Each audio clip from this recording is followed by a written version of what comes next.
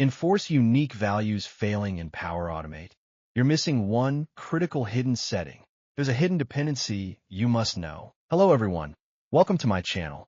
In this Power Automate video, I'll show you how to create a person or group type column in SharePoint using a Power Automate flow. I'll also share some hidden tricks and important technical details that many developers are not aware of. So let's get started here. This is my employee list, and here I'm going to create an employee name, a person or group type column using a Power Automate flow. This is my Power Automate flow. Here I am using send an HTTP request to SharePoint action. Let me explain the configuration to you one by one. This is my site address where I'm going to create this employee name column. And this is the post method I have selected here. And this is the REST API URI. Here, you can see get by title, where I'm passing my list name. This is the structure of the REST API endpoint we're using. This is the standard headers JSON. Next is the body configuration, which is the payload we're sending to this endpoint. This part is the main configuration. Let me explain one by one what these are. The TypeKind value is 20. In SharePoint, each column type has its own numeric value. So for a person or group column, we need to pass 20 as the TypeKind. I'm setting this column as a required column by passing the required property as true. And these are the column creation parameters. For the column title, I'm using employee name, and I'm keeping both the internal name and the static name the same. Since this is a new column, I'm setting all of them to identical values. Then I set the index property to true.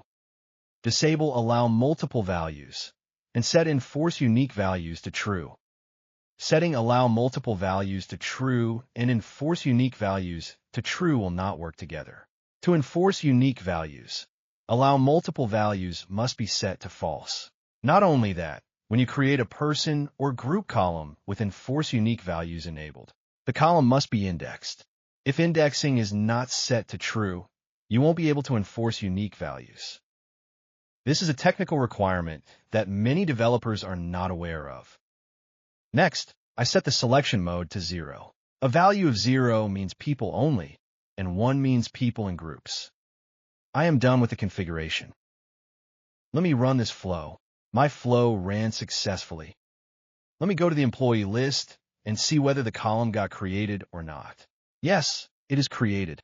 The required property is enabled. Let me open the employee name column and verify the rest of the configuration. Enforce unique values is set to yes. Allow multiple selections is set to no, which is required to enforce unique values. And allow selection of is set to people only. In the JSON, a value of 0 means people only, and 1 means people in groups. Choose from is configured as all users by default. Now let me show you whether index property is enabled. From the list settings page, click on the index columns. It is listed under index columns. Yes, indexing is done for this column. Now I'll delete this column and show you the technical dependencies between these properties when working with a person or group column. With the enforce unique values enabled. First, I'll take out the indexing configuration. And I'll make allow multiple values true and enforce unique values true. With this combination, a column will be created, but enforce unique values will not be configured. Let me run this flow and show it practically. The flow is running but not completing. Here something is wrong, which is an expected and positive test for me. The flow started applying the retry mechanism. Let me go to my list. What is happening there? We can see the employee name column got created. We can see that enforce unique values is set as no, and allow multiple selections is also set to no. With the backend JSON configuration, the API is not able to set these two properties to yes. These two combinations are not working. Let me fix this issue with the JSON configuration. Let me delete this column again. To enable enforce unique values on a person or group column, the column must be indexed, and allow multiple selections must be set to no. These are mandatory prerequisites. I'll set the index property to true, the AllowMultipleValues property to false, and enforce unique values to true. Let's save this flow and run it. This time, the flow will complete in just a few seconds. Yes, in a second. It just got executed. Let me go to my list and show the column.